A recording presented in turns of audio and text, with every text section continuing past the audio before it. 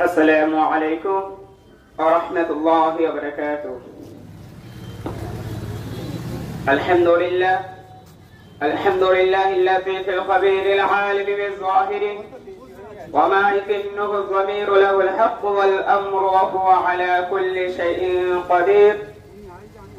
أما بعد فأعوذ بالله من الشيطان الرجيم.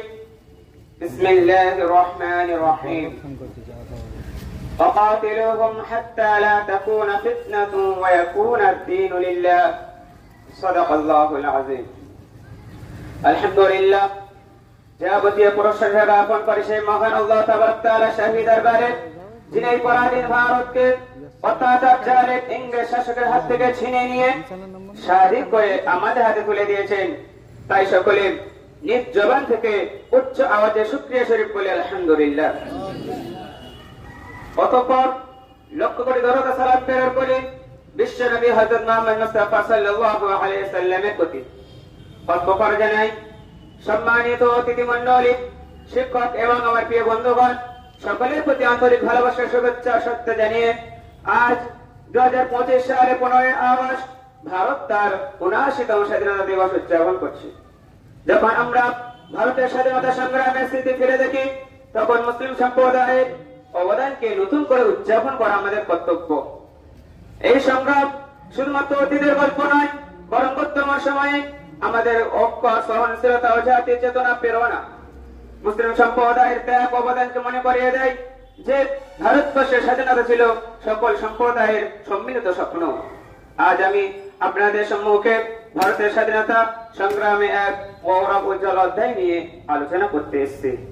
ভারতের স্বাধীনতা কোন এক সম্প্রদায় বা গোষ্ঠীর অবদানে অর্জিত হয়নি। হিন্দু, মুসলিম, শিখ, খ্রিস্টান সমস্ত ধর্মের মানুষ কাঁধে কাঁধ মিলিয়ে সাম্রাজ্যবাদী ব্রিটিশ শাসকের বিরুদ্ধে লড়াই করেছে। বিশেষ করে মুসলিম সম্প্রদায়ের ত্যাগ অবদান অপরিহার্য। সম্মানিত অতিথি মণ্ডলী, আমরা সকলেই জানি 1601 খ্রিস্টাব্দে ইংরেজ সম্রাট ব্যবসা করার অনুমতি নিয়ে ভারতবর্ষে প্রবেশ করেছিলেন।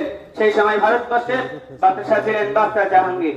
বাদশাহ জাহাঙ্গীর তাদের মনোভাবনা বুঝতে পেরে তাদেরকে ব্যবসা করার অনুমতি দিয়েছিলেন এবং তাদের উপর সুধারণা রেখে এক ইংরেজের হুকুমতে 500 বর্গ মিটার জমি নাশ করেছিলেন।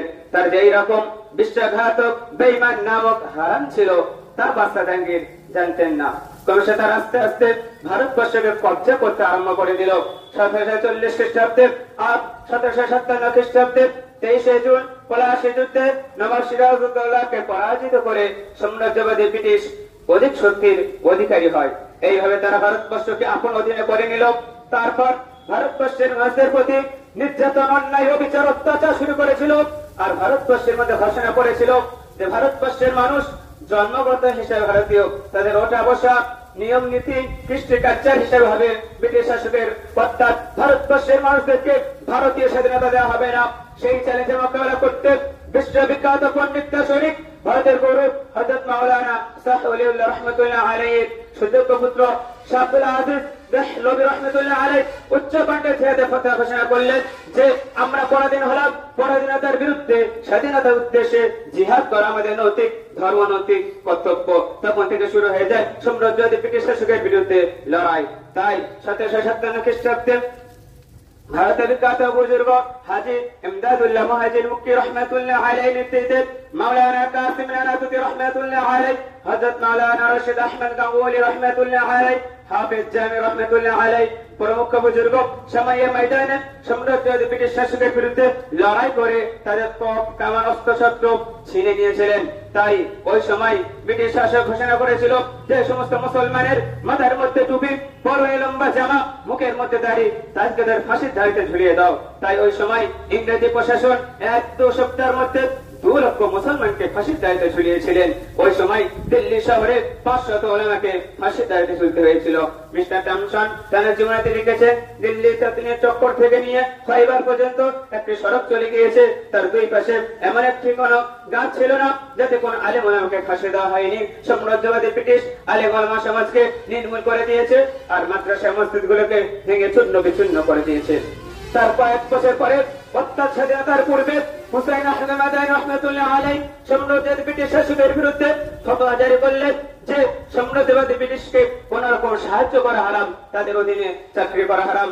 এর কারণে ব্রিটিশ শাসক হুসাইন আহমদ মাদানী রাহমাতুল্লাহ আলাইহিকে গুলি অর্ডার করে। তার কয়েকদিন পরে করাচিতে একটি বিশাল প্রকাশ্য সমাবেশ দেখা হয়েছিল, যে সমাবেশে হিন্দু, মুসলিম, শিখ, খ্রিস্টান সমস্ত ধর্মের মানুষ কম বেশি কয়েক লক্ষ জনগণ সমাবেশ হয়েছিলেন। সকলে জানতেন এই সমাবেশে হুসাইন আহমদ মাদানী রাহমাতুল্লাহ আলাইহি উপস্থিত হতে পারবে না, কেননা অত্যাচার ইংরেজ শাসকের তরফ থেকে হুসাইন আহমদ মাদানী রাহমাতুল্লাহ আলাইহিকে গুলির অর্ডার করা হয়েছে। কিন্তু দেখা গেল সমাবেশ শুরু হওয়ার আগে হুসাইন আহমদ মাদানী রাহমাতুল্লাহ আলাইহি জানের পরোয়া না করে সঙ্গে কাফনের কাপড় নিয়ে কবিতা পড়তে পড়তে মঞ্চের মধ্যে উঠে গেল। এই দেখে সমস্ত মানুষ অবাক হয়ে গেলেন। তারপর হুসাইন আহমদ মাদানী রাহমাতুল্লাহ আলাইহি মঞ্চের মধ্যে উঠে অত্যাচারের ইংরেজ শাসকের বিরুদ্ধে বক্তব্য চালু করে দিলেন। তখন ইংরেজি প্রশাসন হুসাইন আহমদ মাদানী রাহমাতুল্লাহ আলাইহিকে চতুর্দিক থেকে ঘিরে নিয়ে গুলি চালাতে আরম্ভ করে। আল্লাহ পাকের কি কারিশমা, একটিও গুলি হুসাইন আহমদ মাদানী রাহমাতুল্লাহ আলাইহিকে স্পর্শ করতে পারল না। এই দেখে ইংরেজ কিংকর্তব্য বিমূঢ় হয়ে গেলেন। তো হুসাইন আহমদ মাদানী রাহমাতুল্লাহ আলাইহি ইংরেজের বিরুদ্ধে হক উত্তোলন করার কারণে তাকে গুলি দিয়ে না পেরে অভিযুক্ত করে সরকারিভাবে মামলা চালানো হয়। সেই মামলাতে আদালত হুসাইন আহমদ মাদানী রাহমাতুল্লাহ আলাইহিকে 4 বছর শ্রম কারাদণ্ডে দণ্ডী করে। তারপরে হিন্দু, মুসলিম, শিখ, খ্রিস্টান সমস্ত ধর্মের মানুষ কাঁধে কাঁধ মিলিয়ে সাম্রাজ্যবাদী ব্রিটিশ শাসকের বিরুদ্ধে লড়াই করে তাদেরকে ভারতবর্ষ থেকে বিতাড়িত করে এই পরাধীন ভারতে স্বাধীন পতাকা উত্তোলন করে। বন্ধুগণ, যেহেতু আমরা এই স্বাধীন ভারতের স্বাধীন নাগরিক হিসাবে 15ই আগস্ট উদযাপন করে থাকি, তাই আমরা ওই সমস্ত বিপ্লবীকে অন্তরস্থল থেকে জানাই সালাম ও সমস্ত ধর্ম বর্ণ নির্বিশেষে সকলকে জানাই শ্রদ্ধা। কিন্তু বড় দুঃখের বিষয়, বড় পরিতাপের বিষয়, যারাই এই দেশকে স্বাধীন করার জন্য নিজের বিবিকে বিবাহ করেছিলেন, নিজের সন্তানকে এতিম করেছিলেন, নিজের বুকে টাটকা তাজা রক্ত দিয়ে ভারতবর্ষের মাটিকে রঙিন করেছিলেন, আজ যদি ভারতবর্ষের মাটি নিগ্রহ যায় তাদের টাটকা তাজা রক্ত আজ টবে টবে পড়বে। কিন্তু বর্তমান ইতিহাসের পাতায় তাদের নাম দেওয়া নেই, তাদের নাম খুঁজে পাওয়া যায় না। তাই আমি ওই সমস্ত ঐতিহাসিকদেরকে বলতে চাই, তোমরা যতই এই সত্য ইতিহাসকে মিথ্যা ইতিহাস দিয়ে ঢাকা রাখতে চাও না কেন, তা কখনো পারবে না। কেননা বিশ্বনবী সোনার জমানে জানিয়ে গিয়েছেন, আল হাক্কু নূরুন ওয়াল কুফরু বাতিলুম বাতিলুম বাতিলুম ওয়াল কুফরু যুলমা। সত্য হচ্ছে উজ্জ্বল দিবালোকের ন্যায়, আর মিথ্যা হচ্ছে অন্ধকার ও মানুষের ন্যায়। অন্ধকার জীবনে দিবালোককে গ্রাস করতে পারে না, কিন্তু দিবালোক অন্ধকারকে গ্রাস করে নাই। তাই তোমরা যত এই সত্য ইতিহাসকে মিথ্যা ইতিহাস দিয়ে ঢাকা রাখতে চাও না কেন, তা কখনো পারবে না। একদিন না একদিন এই সত্য ইতিহাস প্রকাশ হবেই হবে ইনশাআল্লাহ।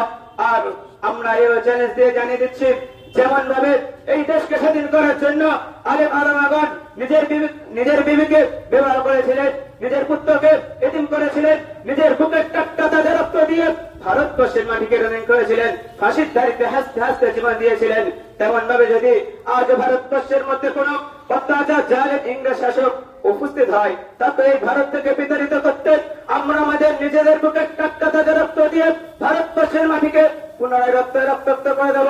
তবে এই ভারতবর্ষের মধ্যে কোন অত্যাচার জালেম ইংরেজ শাসকের প্রশ্রয় দিচ্ছি না, দেব না। কেননা इधर की सोशल जिंदगी से शेर की एक दिन जिंदगी बेहतर है। তাই তো কবি ঘোষণা করলেন, রক্তের রাঙা ভারতবর্ষ আমাদের এই ভারতে রক্ত দিয়ে গড়েছি মোরা, ভারতবর্ষের স্বাধীনতাকে ইতিহাসের পাতায় মোরা পেলাম না রে ঠাঁই। তারাই হলো সে নায়ক যাদের কোনো বান্ধা নাই, পেলে কলম বুঝিয়ে দেব সত্য ইতিহাস কারে কয়। ওয়া আখিরু দাওয়ানা আনিল হামদুলিল্লাহি রাব্বিল আলামিন।